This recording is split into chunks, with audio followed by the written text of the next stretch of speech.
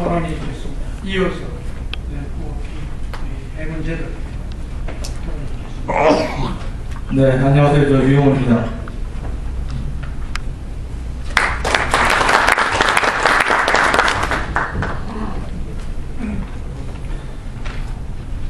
네, 우선 이렇게 훌륭한 자리에서 말씀드릴 수 있게 된 굉장히 영광으로 생각하고요.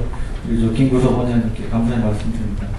아까 뭐 김학준 회장님께서도 아주 훌륭하신 분 원로분도 계시고 말씀하시기 힘드신다고 아까 인사 말씀하셨는데, 저야말로 사실 우리 저도 잘 아시는 훌륭한 원로분도 계시고 또 저보다 훨씬 많이 아시는 전문가도 계시고 그렇기 때문에 제가 이렇게 말씀드리기 좀 주제 넘을 수 있는데요.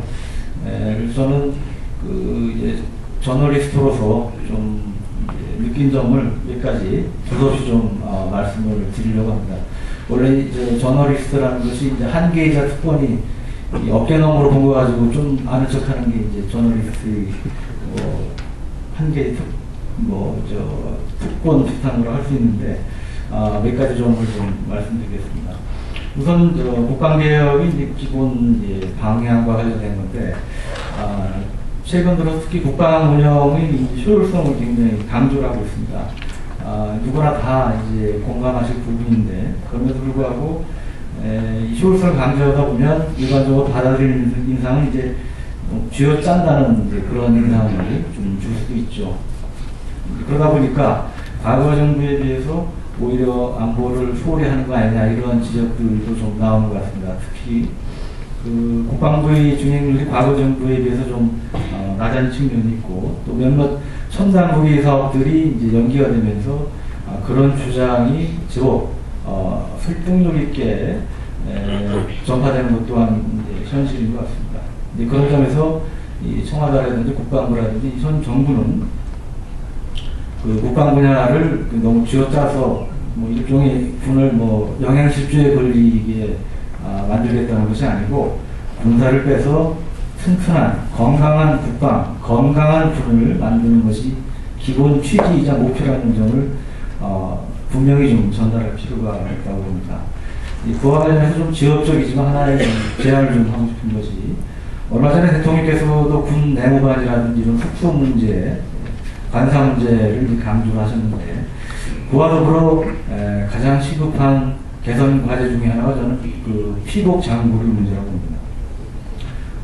우리가 피복 장구류 하면은 비무기 체계로 분류가 되죠. 무기 체계가 아닌 비무기 체계로 장구를 많이 하는데, 이제는 피복 장구류도 무기 체계의 관점에서 무기 체계 개념으로 접근해야 될 시대가 된 것이 아닌가.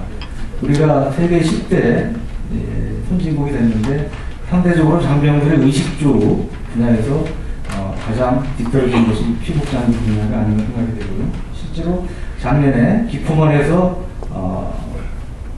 개최한 세미나에서도 피복장구 문제가 언급이 됐었습니다. 실제로 그리고 선진국에서 개발 중인 첨단 나노전투복 같은 경우도 무기 체계로 볼 수 있지 않겠습니까? 그런 점에서 좀 인식이 전환이 필요한 것이 아닌가 그런 생각이 들고요. 두 번째는 이제 국방개혁이 기간 문제인데요. 오늘도 이제 국방개혁 2020이라는 표현이 많이 나왔습니다. 근데 원래 노무현 정부 시절에 만들어진 2020은 2005년에 만들어진 겁니다. 2005년에는 2020년은 15년이라는 비교적 긴 시간이 남아 있었는데, 벌써 2010년 아닙니까? 지금 2010년 시점에서 보면 2020년은 이제 10년밖에 안 남아 있습니다. 근데 우리가 이제 언제까지 2020만을 얘기하고 있어야 하는가 하는 생각이 좀 들고요. 그런 점에서 이제는 2025, 2030을 얘기해야 되는 것이 아닌가 하는 생각입니다. 그리고 세 번째는 이제 예산 문제인데, 앞서 여러분들께서 지적을 해주셨기 때문에 생각하겠습니다. 정말 7% 성장하고 있는데 좀 너무 낙관적으로 갖고 비현실적이다, 그런 말씀 좀 드리고 싶고요.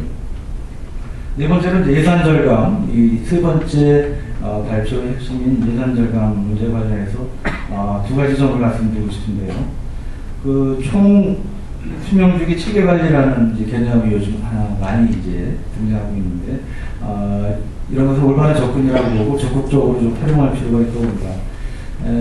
언론에 범람하고 있는 저로서도 좀 반성해야 될 점이, 우리가 과거에 이제 공군 전투기 사업, 그러니까 FX 사업이라고, FX 사업의 경우 또 이제 그런 측면이 있었는데 최초 도입하는 도입가만 이제 관심을 갖습니다. 그 뒤에 그 총 수명 주기 비용이 얼마나 되는지 그 문제에 대해서는 언론이라든지 국회라든지 별로 관심을 갖지 않습니다. 이제 그런 점에서 총 수명 주기 비용을 좀 봐야 될 측면이 있을 것 같고요. 두 번째는 이제 상용 구매를 좀 더 확대를 할 필요가 있다고 생각합니다. 잘 아시다시피 이제 밀스펙을 고사하다 보면 이제 튼튼한 대신 이제 너무 비싼 이제 그런 문제가 있죠. 그 상용 노트북의 경우는 보통 한 대개 300만 원 하는데 군용 경부관 노트북은 한때 1000만 원까지 1100만 원 정도 했었다고 합니다. 그리고 상용 우리 단거리 무전기 워키토키라고 하는 단거리 무전기는 보통 5만 원에서 30만 원인데 군용은 이제 100만 원 넘어가는 경우가 있고요.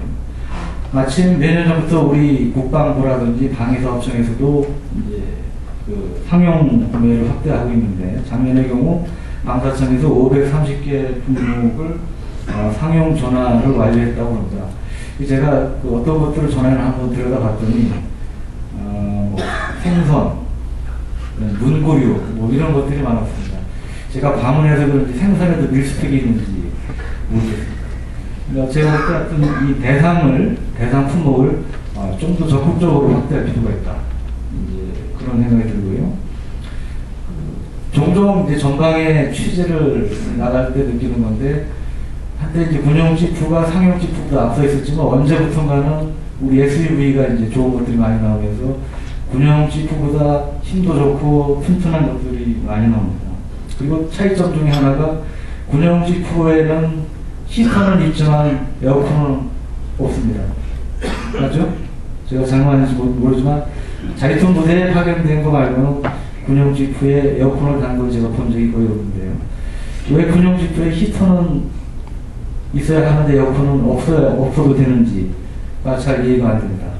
과거에 어떤 그 타성이라고 그럴까요? 이제 그런 집에서 쭉 이제 해온 측면도 있고 어떤 전장 상황 뭐 이런 걸 고려했다고 하시는데, 약간 이제는 군용 지프에도 그 청시작전 비중이 많기 때문에 에어컨을 달아줘야 될 시대가 됐고, 이제 그런 점에서도 이 상용 물자, 상용 지프라든지 SUV라든지 이런 거를 이제는 좀 적극적으로 활용하셔야 되겠다.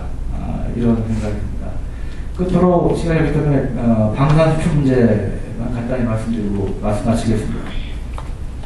그 천정부에서 가장 이제 강조하는 부분 중에 하나가 방위산업의 성장 동력화하면서 이제 수출 지원을 많이 하시고 있고, 작년에 그래서 11억 달러를 기록해서 사상 최고액을 기록했지만, 우리 국력 수준, 경제 수준에 비춰보면 정말 아직도 미미한 수준입니다.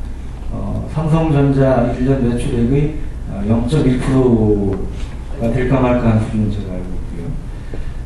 그런 점에서 좀 더 이제 적극적인 체계적인 노력이 필요한데, 그 TO50의 경우 UAE에 이제 수출을 시도하다가 작년에 실패를 했는데, 다행히 이제 그 이탈리아 쪽이 잘 안 돼서 우리한테 다시 기회가 오는 것 같습니다. 이제 우리한테 다시 오는 기회를 어떻게든 좀 잘 살렸으면 좋겠고요.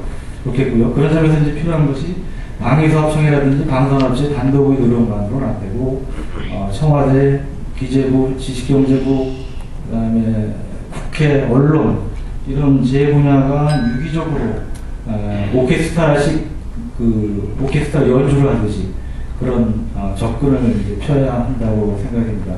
그런 점에서 역시 오케스트라의 지휘자가 중요하겠죠.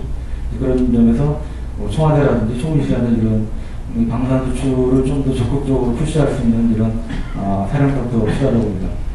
네, 제 두 손을 말씀드리도록 합니다. 감사합니다. 우리 기자님, 김영선 부대변인.